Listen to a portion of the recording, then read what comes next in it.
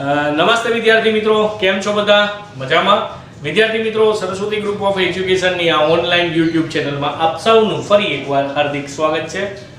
વિદ્યાર્થી મિત્રો, ધોરણ 7 વિષય વિજ્ઞાન જેનો ચેપ્ટર નંબર 8 પવન, વાવાઝોડું અને ચક્રવાત. વિદ્યાર્થી મિત્રો, જેને આપણે ઇંગ્લિશમાં કહીશું વિન્ડ, સ્ટોર્મ્સ એન્ડ સાયક્લોન્સ. તો વિદ્યાર્થી મિત્રો, આગળના સેશનમાં આપણે ચક્રવાત વિશે, ચક્રવાત કેવી રીતે ઉદ્ભવે છે, ચક્રવાતથી નુકસાન શું થાય છે તેના વિશે આપણે ચર્ચા કરી હતી.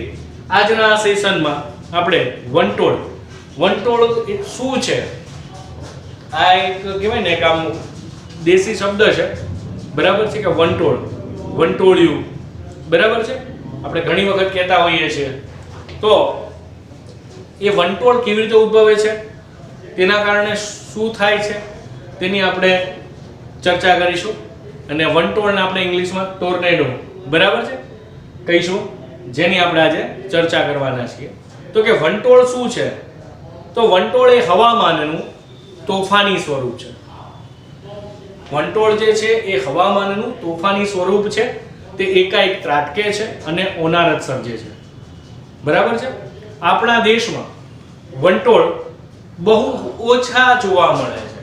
આપણા દેશમાં વંટોળ જે છે બહુ ઓછા જોવા મળે છે, બરાબર. વંટોળ એટલે ગણની આકારનું, તમે જુઓ ને આમ નીચેથી આમ સાંકડું હોય આ રીતે, રાઈટ, આ રીતનો એનો આકાર હોય છે, બરાબર. ગણની આકારનું હોય, બરાબર. વાદળ, કાળું વાદળ જે આકાશથી સતત ફરતું રહી જમીનની સપાટી પર પહોંચે છે, રાઈટ. એટલે આકાશના વાદળ જેવું, વાદળ જે આકારથી ફરતું હોય, સતત ફરતું રહી અને જમીનની સપાટી સુધી પહોંચે છે, રાઈટ, જેને આપણે વંટોળ કહીએ છીએ, વંટોળ તરીકે ઓળખીએ છીએ. તો કે પૃથ્વીની સપાટીથી ગરમ હવા ઉપર ચડે છે, પૃથ્વીની સપાટીથી ગરમ હવા ઉપર ચડે છે અને તેની આસપાસ ગોળ ફરે છે, બરાબર. તેને લીધે શું થાય છે? તો કે ખૂબ ઝડપી પવનો ઉત્પન્ન થાય છે. તેના કારણે મોટા ભાગના વંટોળ નબળા હોય છે. પરંતુ વિનાશકારક વંટોળની ગતિ કેવી છે? લગભગ વિનાશકારક જે વંટોળ હોય એની લગભગ ગતિ કેટલી હોય છે? 300 કિલોમીટર પર કલાક, બરાબર. આપણે કારમાં જતા હોય 60 ની ઉપર સ્પીડ થાય એટલે તમને કેવું લાગે, કેટલી ફાસ્ટ જાય છે, 100 ઉપર જતી હોય, 150 ઉપર. તો તમે વિચાર કરો કે આ 300 કિલોમીટર પ્રતિ કલાકની ઝડપ એટલે એ કેટલી સ્પીડ હશે, બરાબર. વંટોળનો વ્યાસ મીટરથી શરૂ કરીને કિલોમીટર સુધીનો કે તેનાથી પણ વધુ હોય છે, રાઈટ. અને વંટોળની ગરણી જમીન પરથી ધૂળ, ઘર, ભંગાર, છાપરા, બરાબર છે, કાર તથા ઝાડને ઓછા દબાણને લીધે શું કરે છે? શોષી લે છે. તમે જો ઘણી વખત એ વંટોળ હોય ને, તમે યુટ્યુબમાં પણ જોઈ શકો છો, બરાબર. ટોર્નાડો કરીને લખો ને તો તમે જોઈ શકો છો કે એની સાથે જેટલી પણ એના સંપર્કમાં જેટલી પણ વસ્તુ આવે ને એને એના જે વંટોળ જે ગતિ હોય છે ગતિમાં એ શોષી લે છે, લઈ લે છે. તે બધાને ઉપર તરફ ઉડાડે છે. અહીંયાથી ખેંચવું હોય, દાખલા તરીકે અહીંયા કોઈ કાર પડી છે, રાઈટ, બરાબર, કોઈ કાર છે. હવે વંટોળ જ્યારે અહીંયા આવે છે, આને લઈ લે છે ને એટલે ક્યાંનું ક્યાંય ફેંકી દે. આમ વિનાશક વંટોળ મોટું નુકસાન પહોંચાડે છે. અને વંટોળથી બચવા માટેના ઓરડો જમીનમાં ઊંડે હોય છે, બરાબર, જેને બારી હોતી નથી. વંટોળ વખતે ત્યાં જતા રહેવું અથવા ઓરડાની બારીઓ બંધ કરીને ટેબલની નીચે રહેવું સલાહભર્યું છે, બરાબર. ફરી એકવાર, વિનાશકારક જે વંટોળ હોય છે તે બહુ જ નુકસાન પહોંચાડે છે. વંટોળથી બચવા માટેનો ઓરડો જમીનમાં ઊંડે હોય છે, જેને બારી હોતી નથી. અને વંટોળ વખતે ત્યાં જતા રહેવું અથવા ઓરડાની બારીઓ બંધ કરીને ટેબલ નીચે જતા રહેવું સલાહભર્યું છે. ઓકે. તો વિદ્યાર્થી મિત્રો, આ પ્રશ્ન ખૂબ જ અગત્યનો છે અને તમે યુટ્યુબમાં પણ આના વિશે ગૂગલમાં પણ સર્ચ કરીને જોઈ શકો છો, બરાબર છે. તો તમને વધારે ખ્યાલ આવશે. હવે ટુ ધી પોઈન્ટ આપણે સમજીએ કે વંટોળ એ હવામાનનું તોફાની સ્વરૂપ છે. સૌપ્રથમ તો વંટોળ એ હવામાનનું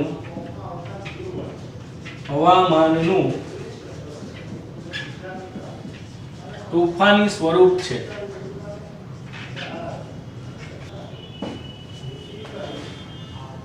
તે એકાએક શું છે, ત્રાટકે છે અને ઓનારત સર્જે છે. તે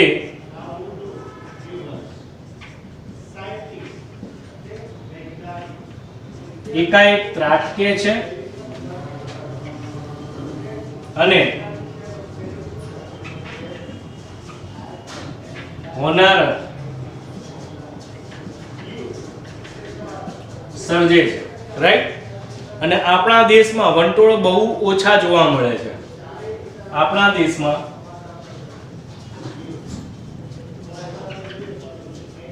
દેશમાં વંટોળ બહુ જ ઓછા જોવા મળે છે. રાઈટ. તો વંટોળ એટલે ગરણી આકારનું કાળું વાદળ જે આકાશથી વંટોળ એટલે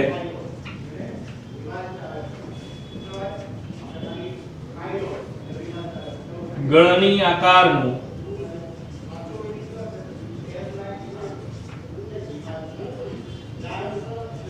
કાળું વાદળ જે શું કરે છે તો કે આકાશથી સતત ફરતું રહી જમીનની સપાટી, જે આકાશથી સતત ફરતું રહી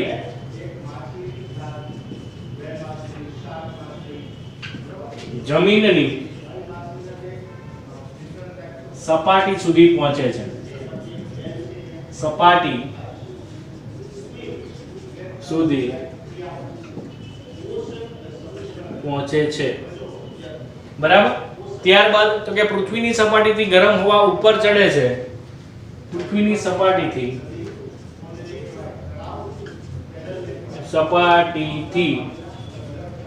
ગરમ હવા ઉપર ચડે છે અને તેની આસપાસ ગોળ ફરે છે. તેની આસપાસ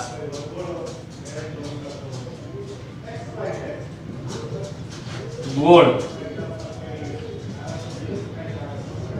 ફરે છે. રાઈટ.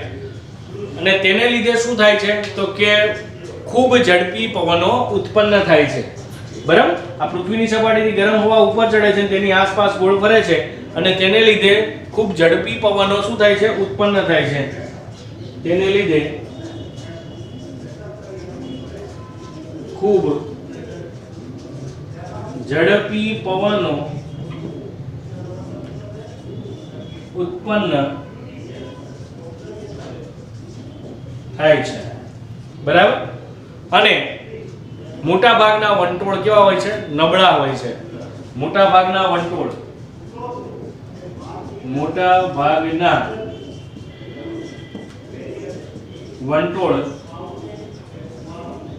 નબળા હોય છે. બરાબર. પરંતુ વિનાશકારક વંટોળની ગતિ લગભગ, મોટા ભાગના વંટોળ એકદમ નબળા હોય, એમ આપણને ખ્યાલ ન આવે, પણ જે વિનાશકારક વંટોળ હોય તેની ગતિ લગભગ 300 કિલોમીટર પ્રતિ કલાકની હોઈ શકે છે. પરંતુ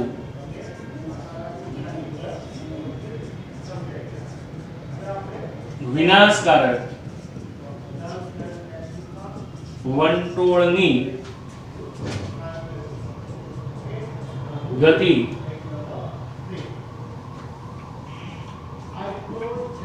લગભગ 300 કિલોમીટર પ્રતિ કલાક જેટલી હોઈ શકે છે. બરાબર. લગભગ 300 કિલોમીટર પ્રતિ કલાક જેટલી હોઈ શકે છે. વંટોળનો વ્યાસ મીટરથી શરૂ કરીને કેટલો હોય છે, કિલોમીટર સુધીનો કે તેનાથી વધુ હોઈ શકે. વંટોળનો વ્યાસ બરાબર છે. વંટોળ એટલું વિનાશકારી હોય તો એનો વ્યાસ છે, વંટોળનો વ્યાસ કેટલો કીધો મેં તો કે મીટર થી શરૂ કરીને કિલોમીટર સુધીનો, મીટર થી શરૂ કરીને કિલોમીટર સુધીનો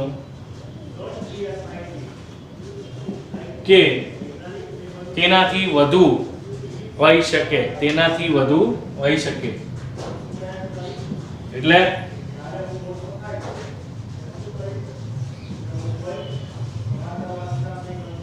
ઘણી વખત તમે જુઓ YouTube માં તમે જોશો એટલે તમને ખ્યાલ આવશે, ઘણી વખત વંટોળ એટલું મોટું હોય ને, બરાબર છે, આપણને લાગે કે આટલું જ છે પણ એ ઘણું બધું કવર કરી લેતું હોય, રાઈટ.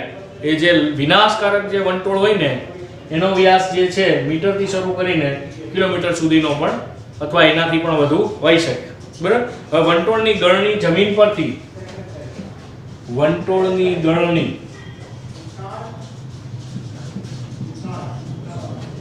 જમીન પરથી, બરાબર, જમીન પરથી ધૂળ, ઘર, ભંગાર, છાપરા, કાર, ધૂળ, ભંગાર, ઘર, કાર, છાપરા, ત્યારબાદ કઈ કઈ વસ્તુ ઝાડને ઓછા દબાણને લીધે શોષી લે છે, છાપરા અને ઝાડને ઓછા દબાણને લીધે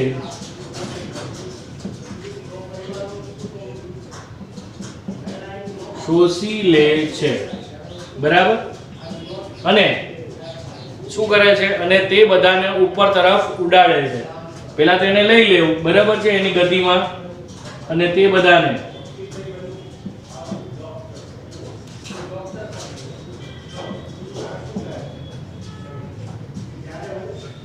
ઉપર તરફ ઉડાડે છે, રાઈટ. હવે આમ વિનાશક વંટોળ મોટું નુકસાન પહોંચાડે છે, બરાબર. આમ વિનાશક વંટોળ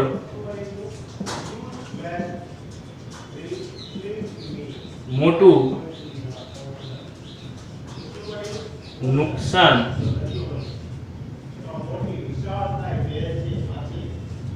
પહોંચાડે છે, રાઈટ. અને વંટોળથી બચવા માટેનો ઓરડો જમીનમાં, વંટોળથી બચવા માટેનો ઓરડો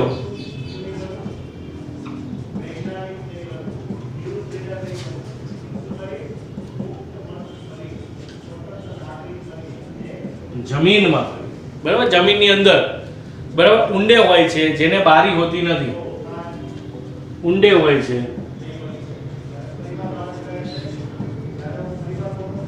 જેને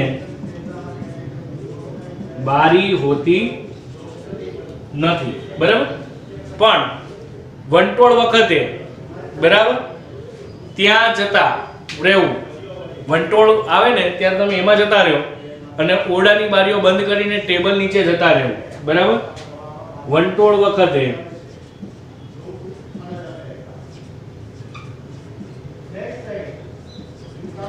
ત્યાં જતા રહેવું તથા બારી બંધ કરી ટેબલ નીચે જતા રહેવું સલાહભર્યું છે, બરાબર. તો વિદ્યાર્થી મિત્રો, વંટોળની વિશેષતા શું છે, તેનાથી બચવા શું કરવું જોઈએ, બરાબર છે. તમે પિક્ચર્સ દ્વારા, યુટ્યુબના વિડીયો દ્વારા માહિતી મેળવશો, બરાબર. તો ખ્યાલ આવ્યો તમને કે વંટોળ વિશે, વંટોળની ગતિ કેટલી હોય છે, વિનાશકારક વંટોળની ગતિ કેટલી હોય છે, વંટોળનો વ્યાસ કેટલો હોય છે, વંટોળ આવે ત્યારે આપણે કયા પ્રિકોશન્સ લઈ શકીએ એનાથી બચવા માટે. તો વિદ્યાર્થી મિત્રો, હું 2 સેકન્ડ આપું છું, આનો સ્ક્રીનશોટ લઈ લો, ત્યારબાદ આપણે આગળનો પ્રશ્ન શીખીશું. તો વિદ્યાર્થી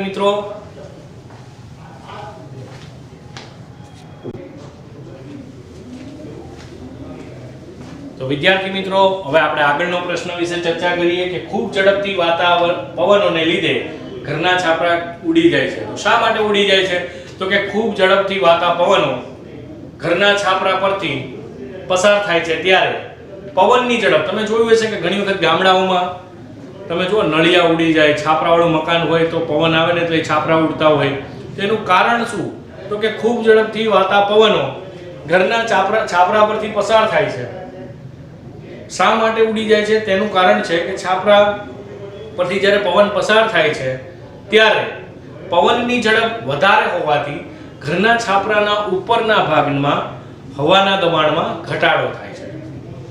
બરાબર? પવનની ઝડપ વધારે હોય તેના કારણે ઘરના છાપરાના ઉપરના ભાગમાં હવાનું દબાણમાં ઘટાડો થાય છે અને પરિણામે ઘરના છાપરા જે છે, બરાબર, એ હવાના ઓછા દબાણને કારણે, બરાબર છે, ઓછા દબાણ તરફ જવા પ્રયત્ન કરે છે.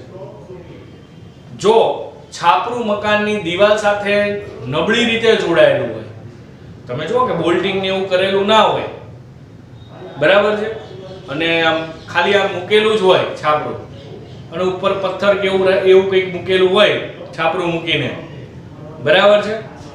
દાખલા તરીકે કોઈ મકાન છે, બરાબર છે, તો તમે જુઓ દાખલા તરીકે આ છાપરા હોય એને વ્યવસ્થિત ઉપર પાળી કરેલી હોવી જોઈએ, બરાબર છે, આ રીતે ઉપર. ત્યારબાદ અંદરથી આ રીતે બોલ્ટિંગ કરેલા પાઇપ હોવા જોઈએ, બરાબર છે, જેથી કરીને છાપરાને પકડી રાખે. પણ આવું કંઈ જ ના હોય, ખાલી આમ છાપરું મૂકેલું હોય, બરાબર, ઉપર આમ પથ્થર મૂકેલા હોય, રાઈટ.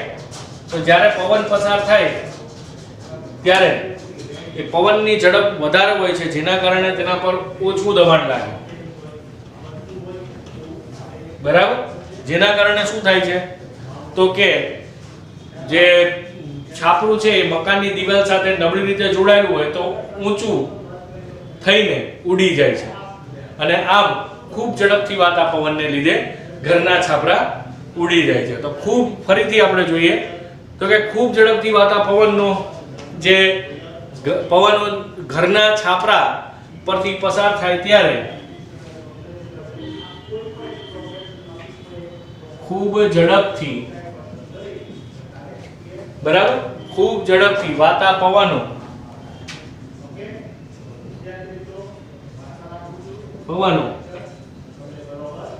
ઘરના છાપરા પરથી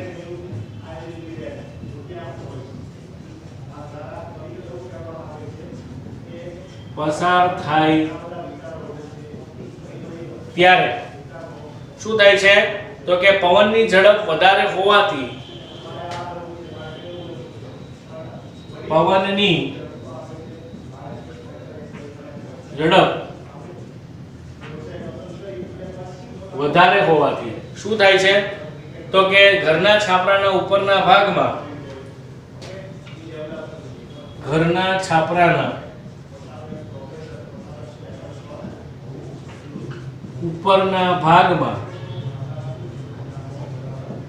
શું થાય છે? તો કે હવાના દબાણમાં ઘટાડો થાય છે. હવાના દબાણમાં ઘટાડો થાય છે, બરાબર. અને પરિણામે છાપરા ઉપરના હવાના ઓછા દબાણને કારણે છાપરા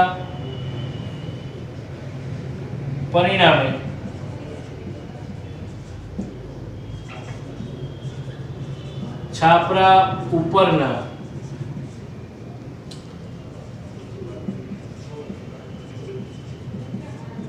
ઓછા દબાણ તરફ જવા પ્રયત્ન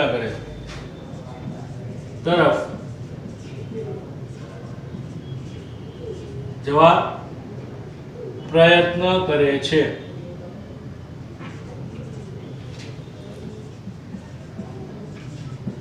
રાઈટ. ત્યારબાદ તો કે જો છાપરું મકાનની દિવાલ સાથે નબળી રીતે જોડાયેલું હોય, જો છાપરું મકાનની દિવાલ સાથે નબળી રીતે જોડાયેલું હોય, બરાબર, તો શું થાય? તો તે ઊંચું થઈને ઉડી જાય છે. તો તે ઊંચું થઈને ઉડી જાય છે, રાઈટ? તો કે આમ ખૂબ ઝડપથી વાતા પવનને લીધે ખૂબ ઝડપથી વાતા પવનોને લીધે ઘરના છાપરા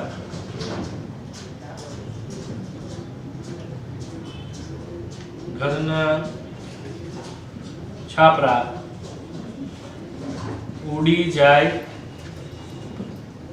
છે. વિદ્યાર્થી મિત્રો, ખૂબ જ અગત્યનો પ્રશ્ન કે ખૂબ ઝડપથી વાતા પવનોને લીધે ઘરના છાપરા ઉડી જાય છે. શા માટે? તો કે ખૂબ ઝડપથી વાતા પવનો ઘરના છાપરા પરથી જ્યારે પસાર થાય છે ત્યારે પવનની ઝડપ ખૂબ વધારે હોવાથી ઘરના છાપરા ઉપરના ભાગમાં હવાના દબાણમાં ઘટાડો થાય છે અને પરિણામે છાપરા ઉપરના ઓછા દબાણ તરફ જવા માટે શું કરે છે? પ્રયત્ન કરે છે. અને જો છાપરું મકાનની દિવાલ સાથે નબળી રીતે જોડાયેલું હોય તો તે ઊંચું થઈને ઉડી જાય છે અને આમ ખૂબ ઝડપથી વાતા પવનોને લીધે ઘરના છાપરા ઉડી જાય છે. તો વિદ્યાર્થી મિત્રો, ખૂબ જ અગત્યનો પ્રશ્ન, 2 સેકન્ડ આપું છું, તમે સ્ક્રીનશોટ લઈ શકો છો. વિદ્યાર્થી મિત્રો, આજનો આ લેક્ચરમાં જે પણ 2 પ્રશ્ન મેં કરાવ્યા છે એ તમારે તમારી રફ બુકમાં 2 વાર લખીને એને પાકા કરવાના છે. વિદ્યાર્થી મિત્રો, આવનારી એક્ઝામમાં આ પ્રશ્નો ખૂબ જ ઇમ્પોર્ટન્ટ છે, તો આને મહત્વ આપીને આ પ્રશ્નો તમારે લર્ન કરવાના છે, પાકા કરવાના છે, લખવાના છે, સાથે યાદ રાખવાના છે, ગોખવાનું નથી, બરાબર છે? તો આજનો આ લેક્ચર હું અહીં પૂર્ણ કરું છું. ધન્યવાદ.